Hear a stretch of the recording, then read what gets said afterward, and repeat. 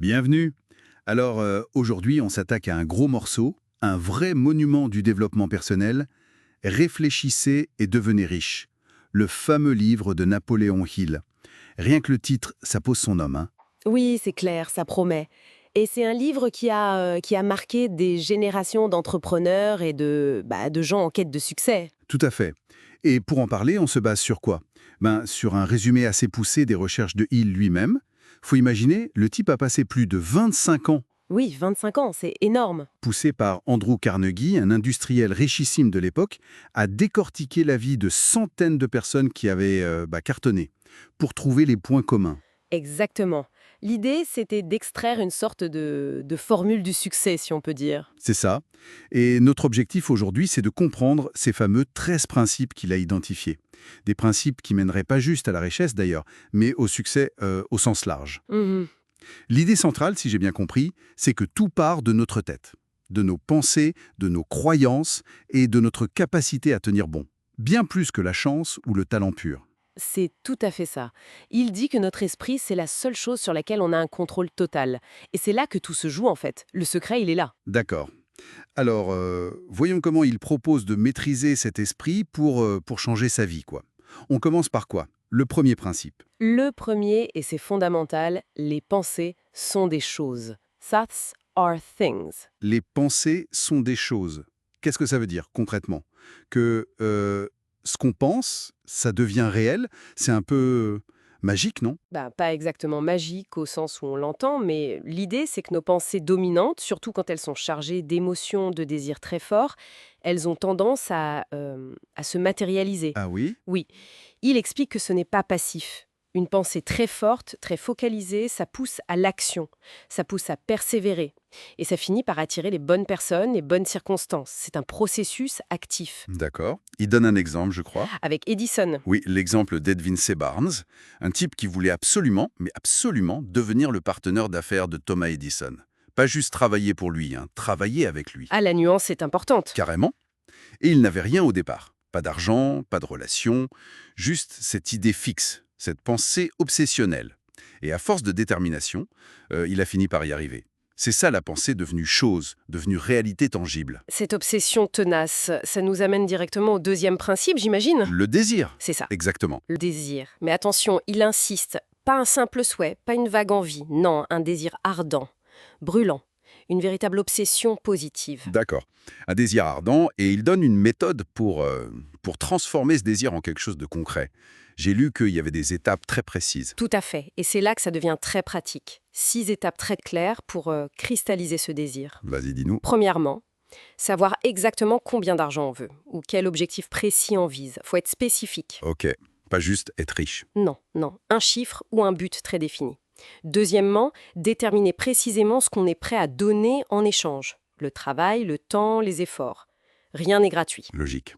Troisième étape. Fixer une date précise, une deadline. Quand est-ce qu'on veut avoir atteint cet objectif? Ça met la pression, ça. Oui, mais une bonne pression. Quatrièmement, créer un plan d'action détaillé. Comment on va faire? Et surtout, commencer tout de suite. Pas demain, pas la semaine prochaine, maintenant. Ah, l'action immédiate. Important. Très important. Cinquièmement, écrire tout ça noir sur blanc. L'objectif, ce qu'on donne, la date, le plan. Une déclaration claire et concise. Et la dernière étape. La lire à voix haute, 2 fois par jour, matin et soir, pour bien l'ancrer dans son esprit. C'est une discipline, hein. Ça force la clarté et ça booste l'engagement. D'accord. C'est très structuré, en effet. Bon, on a le désir, le plan, mais si on n'y croit pas vraiment au fond, c'est là qu'intervient la foi, le troisième principe, cette conviction que ça va marcher. Exactement. La foi, la croyance absolue que l'objectif va être atteint. C'est essentiel. Sans foi, le doute s'installe et le désir s'éteint. Mais comment on construit cette foi? Surtout si on est plutôt du genre sceptique ou si on a peur d'échouer. Alors là, il introduit l'outil clé, l'autosuggestion. C'est le quatrième principe, mais il est directement lié à la foi. C'est le moyen de la construire. L'autosuggestion. C'est la méthode Coué un peu, Se répéter des choses positives? C'est un peu ça, mais en plus ciblé. Il voit l'autosuggestion comme un moyen de communiquer directement avec notre subconscient, en se répétant notre déclaration d'objectif, celle des 6 étapes, mais en y mettant de l'émotion positive, de la conviction. Ah, l'émotion est importante. Crucial. Il faut le ressentir. En faisant ça, on reprogramme notre esprit profond. On lui donne l'ordre de croire que c'est possible, que ça va arriver. Et le subconscient, lui, travaille ensuite pour nous pousser à agir dans ce sens. Donc foi et autosuggestion, c'est un duo inséparable. L'une est le but, croire dur comme fer, et l'autre, c'est le comment, la répétition consciente, chargée d'émotions. C'est exactement ça. Mais est-ce qu'il n'y a pas un risque, à force de se répéter des trucs, de finir par s'auto-illusionner, de perdre pied avec la réalité? C'est une bonne question. Et il y répond en disant que la foi et l'autosuggestion, ça ne remplace pas l'action. Ça doit être couplé avec un plan solide et des actions concrètes. On va y venir avec les autres principes. D'accord. Ce n'est pas juste s'asseoir sur son canapé et visualiser, non. C'est conditionner son esprit pour soutenir l'effort, pour qu'on puisse voir les opportunités quand elles se présentent, pour qu'on tienne bon face aux difficultés. La foi, ici, c'est le carburant de l'action, pas un substitut. Je vois. C'est pour muscler le mental, en quelque sorte. Voilà, pour que le subconscient devienne un allié puissant plutôt qu'un frein. Ok, très clair. Donc, on a posé les bases mentales. Pensée, désir, foi, autosuggestion. Maintenant, il faut les outils plus tangibles. Le 5e principe, c'est la connaissance spécialisée. Pourquoi spécialisée? La culture générale, ça ne suffit pas pour réussir? Pour il, non. La connaissance générale, c'est bien, mais c'est trop large, trop diffus pour créer une vraie valeur ajoutée, surtout sur le plan financier. Le succès, il repose sur une expertise, une connaissance approfondie dans un domaine précis. Peu importe d'où vient cette connaissance, école, expérience, on apprend tout seul. Et surtout, de savoir l'appliquer, de l'utiliser de manière pratique pour résoudre des problèmes, pour offrir un service, pour créer quelque chose d'utile. Ah oui, l'application est clé. Savoir, c'est bien, mais savoir faire, c'est mieux. Exactement. Accumuler du savoir sans jamais l'utiliser, ça ne mène nulle part, selon lui. C'est la connaissance organisée et appliquée qui a de la valeur. Logique.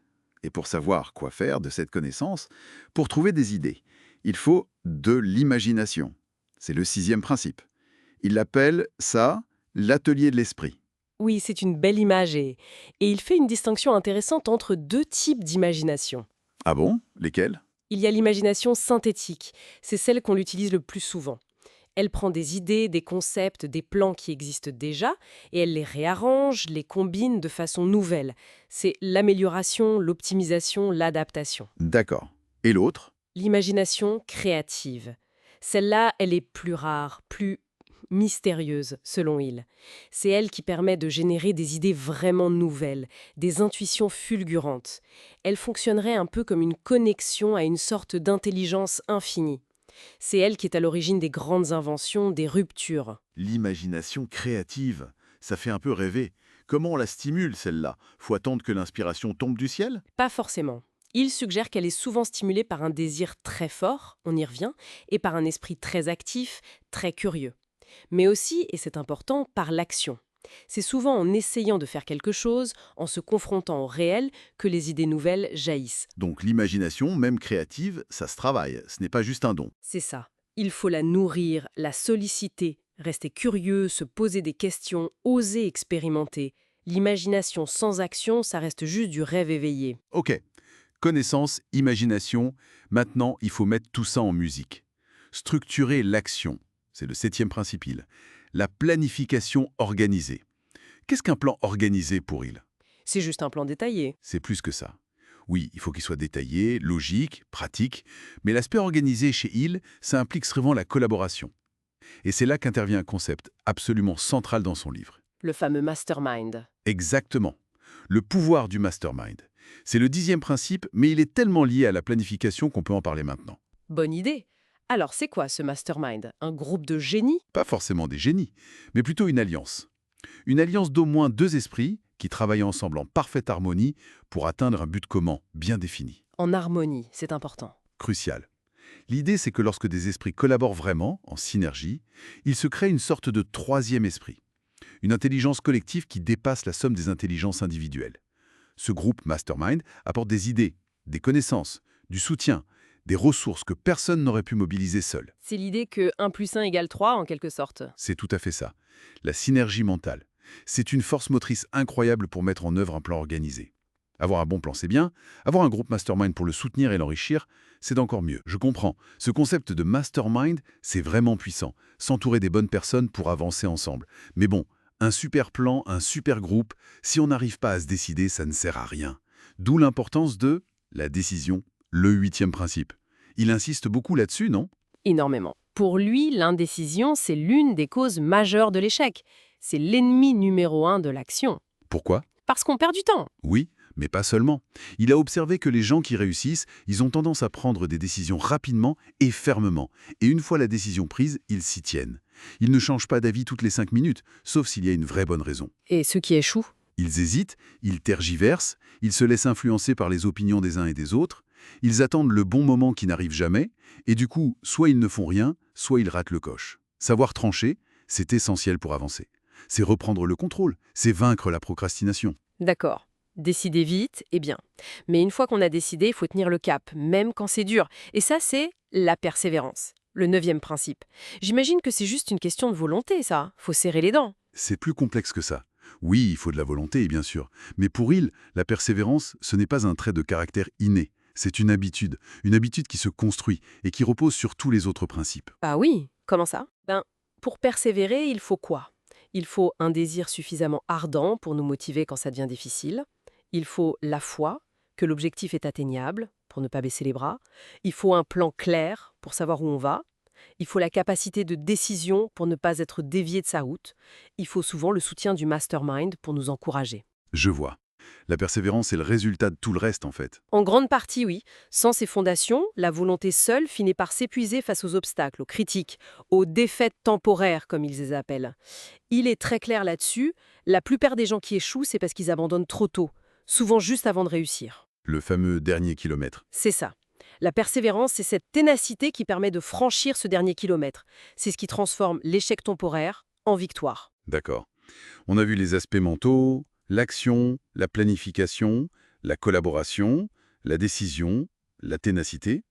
Là, on arrive à des principes peut-être un peu plus surprenants.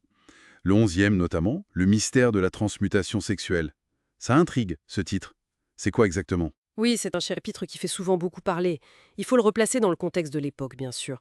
Mais l'idée de Hill, c'est que l'énergie sexuelle, le désir sexuel, c'est l'une des pulsions humaines les plus puissantes, une énergie vitale énorme. Ok, ça, on peut le comprendre. Et son idée, c'est que cette énergie très forte, au lieu de la laisser se dissiper n'importe comment, ou d'être refoulée, on peut apprendre à la canaliser, à la transmuter, c'est-à-dire à la rediriger consciemment vers d'autres buts.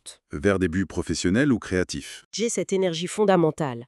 Ça leur donnerait un dynamisme, un magnétisme particulier. Donc, ce n'est pas une question de sexualité au sens strict, mais plutôt de gestion d'une énergie vitale très puissante. C'est comme ça qu'il faut le comprendre, je pense. Canaliser une force primordiale, passionnée, vers des objectifs constructifs. C'est une idée assez audacieuse, mais intéressante sur la gestion de nos pulsions. C'est une perspective, en effet. Et tout ça, toutes ces pensées, ces émotions, ces énergies, c'est géré par une instance clé. Le subconscient. C'est le 12e principe. On en a déjà touché un mot avec l'autosuggestion, mais quel est son rôle plus global? Le subconscient, pour Hill, c'est un peu le grand ordinateur central. Le disque dur, il enregistre tout. Nos pensées dominantes, nos croyances profondes, nos émotions habituelles. Et surtout, il ne juge pas. Il prend ce qu'on lui donne et il travaille, en coulisses, pour le traduire en réalité dans notre vie, dans nos comportements. D'où l'importance capitale de ce qu'on lui donne à manger, en quelque sorte. Absolument. C'est pour ça qu'il faut le nourrir consciemment, de pensées positives, de foi, d'images de succès, via l'autosuggestion, la visualisation. Et à l'inverse, il faut absolument essayer d'éradiquer les pensées négatives, et surtout les peurs. Parce que la peur, pour le subconscient, c'est un ordre aussi puissant que le désir. Si on a peur d'échouer, le subconscient va tout faire pour nous faire échouer. C'est un peu effrayant, ça. Ça montre surtout le pouvoir qu'on a si on apprend à le maîtriser. Le subconscient est le lien entre nos pensées conscientes et nos actions, nos réactions automatiques, nos intuitions. Il faut en faire un allié. D'accord. Et le dernier principe, le 13e? Le cerveau. Comment il le voit, il? Juste l'organe physique? Il le voit comme bien plus que ça. Il utilise une analogie. Le cerveau serait comme une station de radio. Une station qui émet nos propres pensées, mais qui peut aussi recevoir les pensées des autres. Recevoir les pensées des autres. C'est un peu ésotérique, non? Ça peut le paraître, mais l'idée psychologique derrière, elle est assez forte. Ça rejoint ce qu'on disait sur le mastermind. Notre environnement mental, les gens qu'on fréquente, les idées auxquelles on s'expose, ça influence énormément notre propre fréquence mentale, notre état d'esprit, nos croyances, notre niveau d'énergie. Donc s'entourer de gens positifs, motivés, qui réussissent, ça nous contamine positivement. C'est l'idée. Ça élève notre propre vibration, si on veut utiliser son terme. Ça nous met sur la même longueur d'onde que le succès et ça peut attirer des opportunités, des idées qu'on n'aurait pas eues tout seul. C'est l'importance de choisir son entourage. C'est logique, même sans parler de vibration. L'influence du groupe est réelle. Tout à fait. Bon, on a fait le tour des 13 principes. Mais il y a encore quelque chose au-dessus, non? Le 6e sens. C'est quoi ça? Le sommet de la pyramide. C'est un peu ça, oui. Il le décrit comme une faculté supérieure, une sorte d'intuition très développée, une petite voix intérieure, des pressentiments, une connexion directe à une forme de sagesse universelle ou à l'intelligence infinie dont on parlait avec l'imagination créative. Et ça vient comment, ce 6e sens? Ce n'est pas quelque chose qu'on peut forcer, c'est plutôt le résultat, l'aboutissement de la maîtrise de tous les autres principes. Quand on a aligné son désir, sa foi, ses plans, son action, qu'on travaille avec son mastermind, qu'on a appris à écouter son subconscient, alors ce 6e sens peut émerger et guider les décisions de manière très sûre. C'est le propre des personnes qui ont atteint un très haut niveau de développement personnel et de succès, selon lui. Une sorte de sagesse intuitive. Mais avant d'arriver là, il y a des obstacles majeurs à surmonter. Et Hill termine son livre en parlant des 6 fantômes de la peur.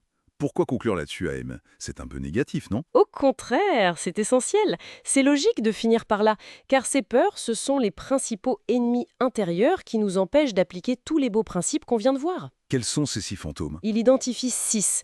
La peur de la pauvreté, la peur de la critique, la peur de la maladie, la peur de perdre l'amour de quelqu'un, la peur de la vieillesse et la peur de la mort. Des peurs assez fondamentales, en effet. Oui.